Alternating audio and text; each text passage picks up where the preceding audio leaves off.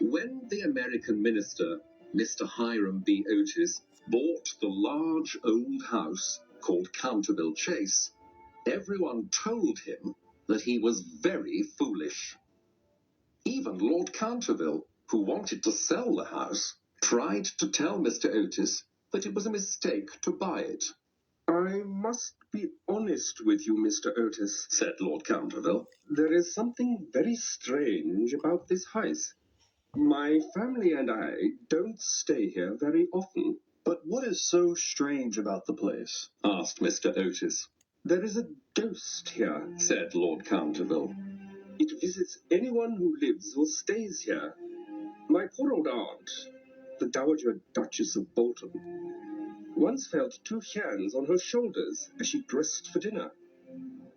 The hands were cold and hard, like the hands of a skeleton. My poor aunt was very frightened. She became ill, and she never really got better.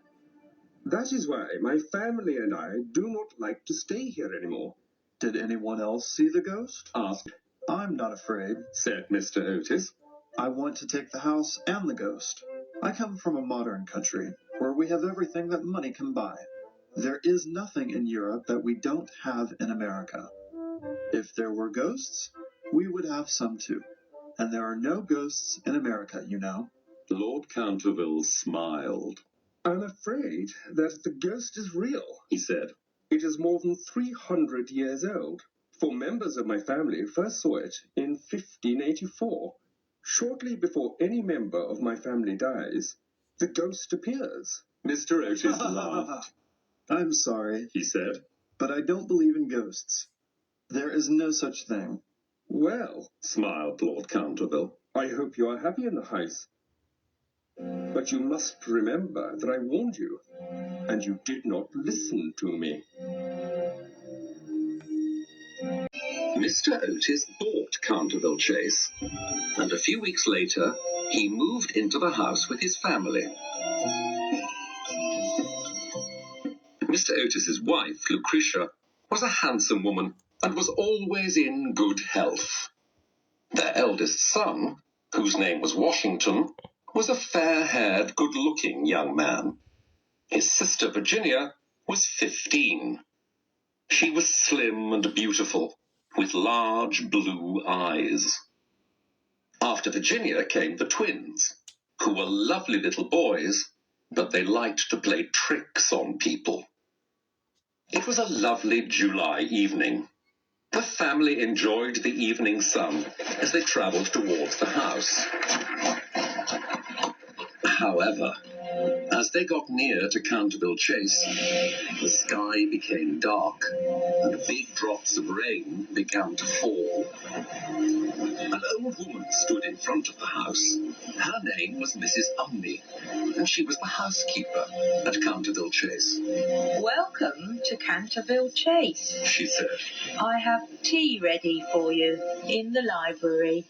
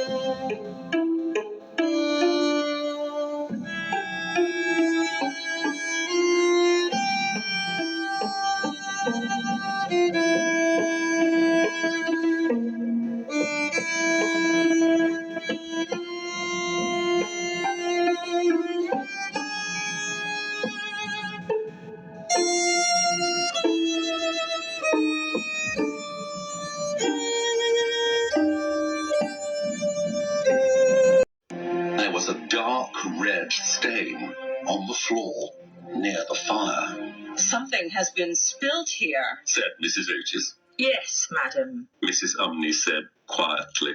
That is blood. How horrible! Cried Mrs. Otis. I don't want blood on my floors. Mrs. Umney smiled.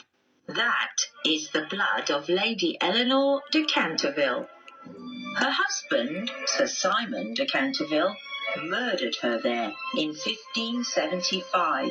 9 years later, his daughter Emily Cribbs disappeared on her 8th birthday. Her body was later discovered in the forest with her skull crushed. When they went to question Sir Simon, he disappeared suddenly without a trace. No one ever found his body, but his ghost haunts this house. No one can clean the blood from the floor.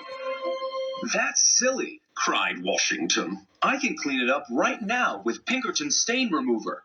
He took a small black stick from his pocket and rubbed at the stain with it. The blood quickly disappeared. You see? He cried. I knew Pinkerton could do it. Just then, a terrible flash of lightning lit up the room, and there was a loud crash of thunder. Mrs. Umney fell to the floor. What terrible weather they have in this country, said Mr. Otis. My dear Hiram, cried Mrs. Otis. what can we do with a woman who faints? we can take money from her wages every time she faints. Said Mr. Otis. When Mrs. Umney heard this, she sat up. She was very unhappy. You must not make the ghost angry, sir, she said.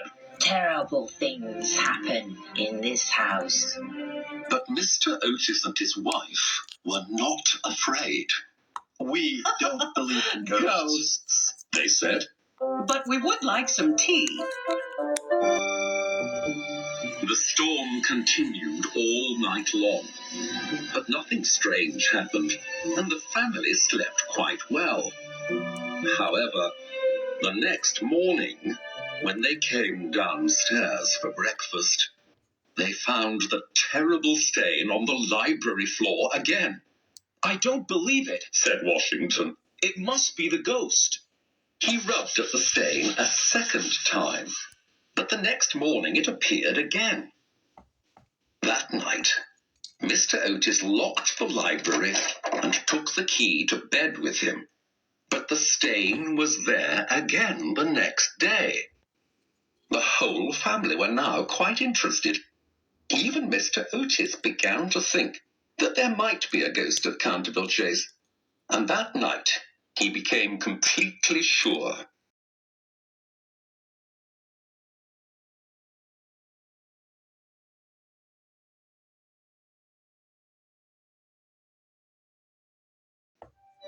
It was a warm and sunny day, and in the evening, when it was cool, the family went out for a drive.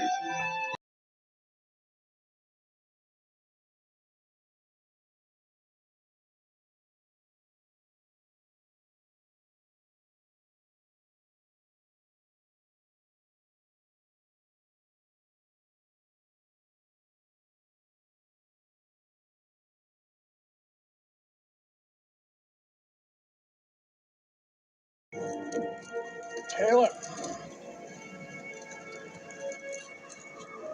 Who was that? I don't know. Just some guys. What did he give you? Just this.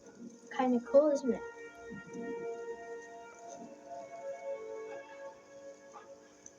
What did I say about talking to strangers? Have you done your homework? Give me 10 more minutes of practice. I don't want to have to ask you twice, Caleb. Come on.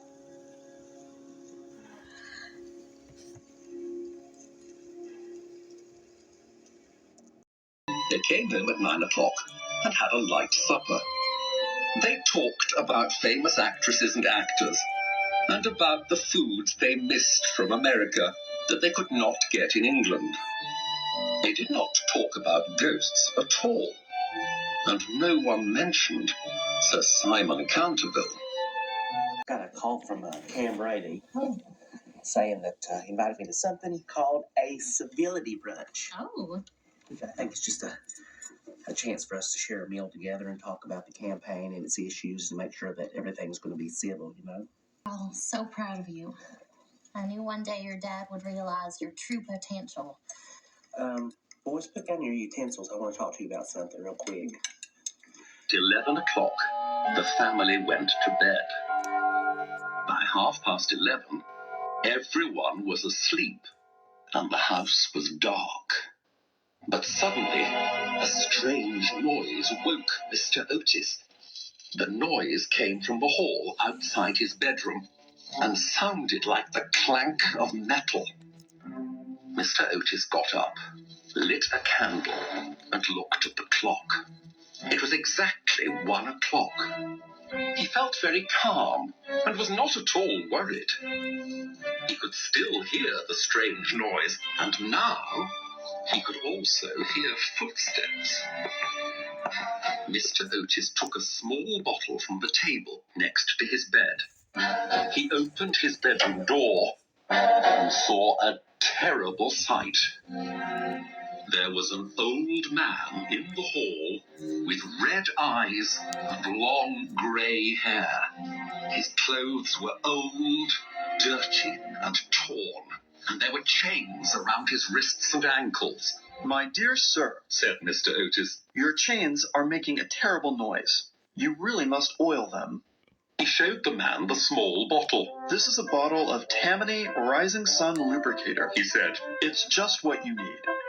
Mr. Otis put the bottle of oil on a table near the ghost, then went back into his bedroom and fell asleep again. His bedroom door, the countervil ghost stood still for a minute. He was shocked. He could not believe his eyes or his ears. He ran down the hall, making a terrible sound. However, as he got near the top of the stairs, a door opened and two little boys appeared. They laughed and whispered to each other. Suddenly, they threw a large pillow at the ghost's head. Take that, you silly ghost! Shouted the twins. The ghost disappeared from the hall in a flash of green light. The house became quiet, and the twins went back to bed. The ghost found a quiet room in the house and stopped to think. He was very upset and felt terribly insulted. How could these people be so rude to him? Why weren't they afraid of him? The ghost was more than 300 years old. He was terrible to look at, and he frightened everyone who saw him. The ghost thought of the Dowager Duchess, who became ill after he put his hands on her shoulders. He thought of the 4 servants, who went mad when he smiled at them in one of the bedrooms. Then he thought of the Reverend Augustus Dampier, who needed a doctor after he blew out his candle in the hall one night. Also, there was old Madame de Tremouillac, who was ill in bed for 6 weeks after she saw him sitting in her armchair reading her diary. He remembered all the people who had seen him at Countervil Chase and how frightened he had made them. He felt very proud. He was the Countervil Ghost. He was famous all over the country. Next morning, when the Otis family met at breakfast, they talked about the ghost. I do not want to upset the ghost, said Mr. Otis. After all, this was his house a long time ago. I don't think it is polite to throw pillows at him. He looked at the twins and they started to laugh. However, said Mr. Otis, the ghost's chains make too much noise, and I cannot sleep. He doesn't want to oil them, so I think we must take the chains away from him. For the rest of the week, however, they did not hear the ghost. They knew he was there because the bloodstain on the library floor changed every day. Sometimes it was dark red, and at other times it was purple. One morning, it was bright green. The family thought that these changes were funny, and tried to guess what colour the stain was before they came downstairs each morning. The only person who did not enjoy the joke was Virginia. She was always very upset when she saw the stain, and nearly cried on the morning when it was bright green. The ghost finally appeared again on Sunday night. Soon after the family went to bed, the ghost tried to put on a suit of armour which stood in the hall. However, the armour was very heavy, and it fell to the floor. The family heard a terrible crash. Mr. Otis and the twins ran downstairs. They saw the countervil ghost sitting on a chair.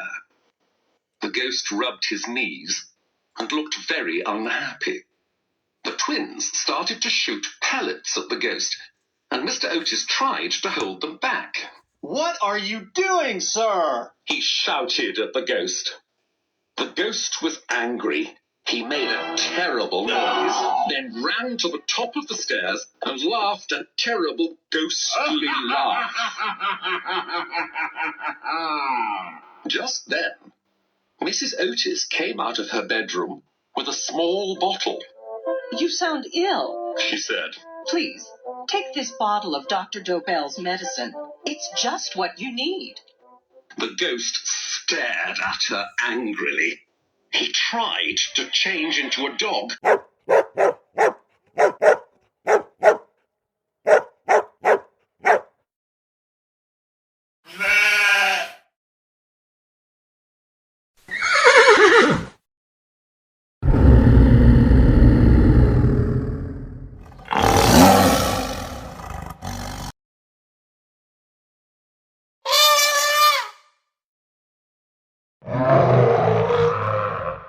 But at that moment he heard footsteps and saw the twins coming towards him. He made a strange sound and disappeared.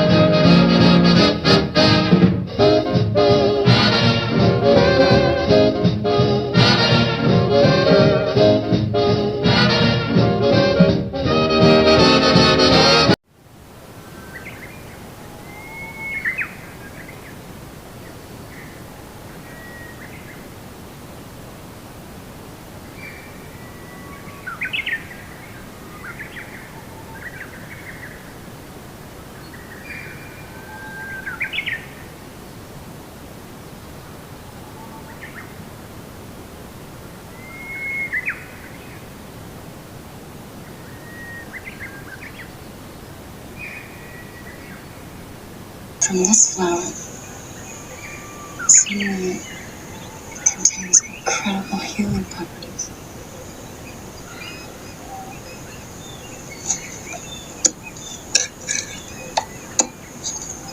Let me ask you, how confident are you in your ability to discern good from evil?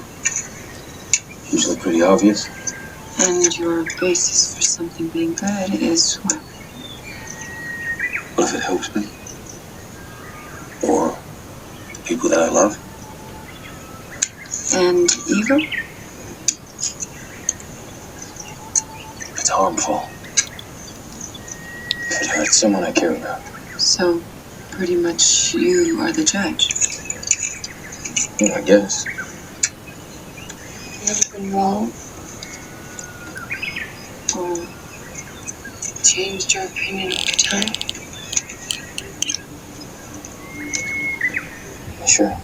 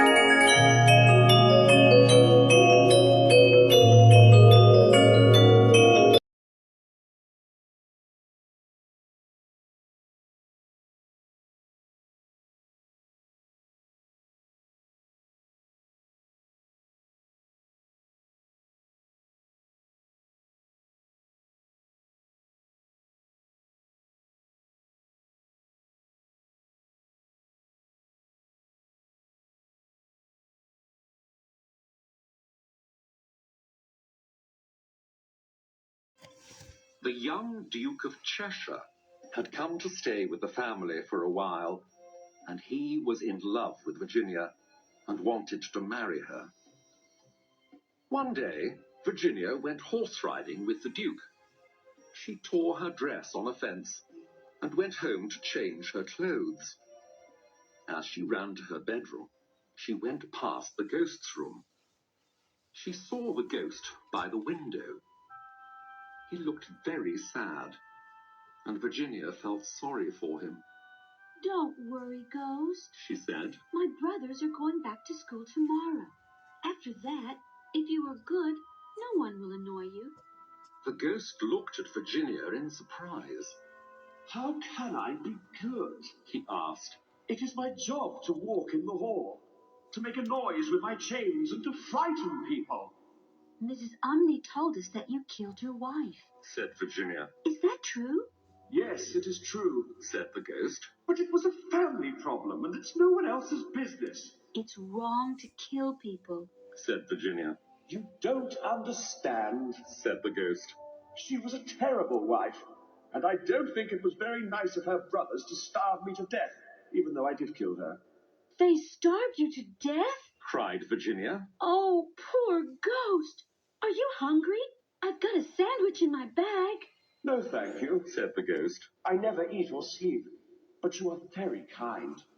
You are not like the rest of your rude, dishonest family. My family are not rude or dishonest, cried Virginia. You are dishonest. I know you took all the paints from my box to make the stain in the library. You took all the reds, then all the purple, and when they were all gone, you used green. Well, what can I do? asked the ghost. It is so difficult to get real blood these days. Then the ghost started to cry. Please don't be angry with me. I'm so unhappy, he said. I want to sleep, but I cannot. And I'm so tired. How can I help you? asked Virginia. The only place where I can sleep is in the Garden of Death, said the ghost. You can help me get there. You are sweet and good. You can ask the Angel of Death to let me sleep forever. I'm not afraid, said Virginia. Let me help you. The ghost took Virginia's hands. Suddenly, the wall opened up into a big black hole. The hole closed around Virginia and the ghost, and the room was empty.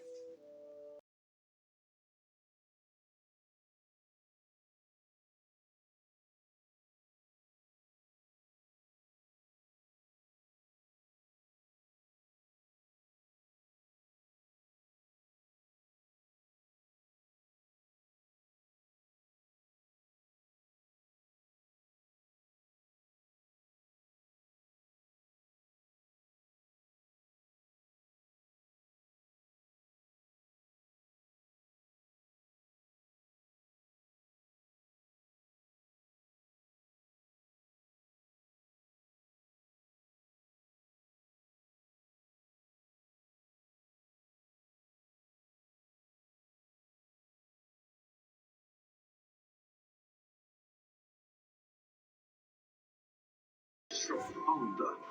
The family heard strange music and ran into the hall. Just then, the wall at the top of the stairs opened up, and out stepped Virginia. Her face was white, and there was a small box in her hands. Where were you? asked Mr. Otis. I was with the ghost, said Virginia. He gave me this box of beautiful jewels. Oh, my dear, we were all so worried, cried Mrs. Otis. You must come with me, said Virginia. I have something to show you. The family and the Duke followed Virginia through the wall, along a secret corridor, and into a small room.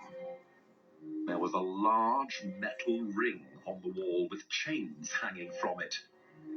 On the other end of the chains was a skeleton. This is Sir Simon, said Virginia. He was a bad man, but in the end he was very sorry. His wife's brothers kept him here until he died. There was an old jug and plate on the floor. Virginia pointed to them. Look how his hand is reaching out for food and water. She said, The jug and plate were too far away for him to reach. Now the jug was empty, and there was only a pile of dust on the plate. Virginia fell to her knees beside the skeleton, and the rest of the family looked at the terrible sight in front of them. Now we know the ghost's secret, said Mr. Otis. What a terrible story. His sadness is over. Said Virginia. Now he can sleep. You are an angel, said the Duke. And he took Virginia's hand and kissed it.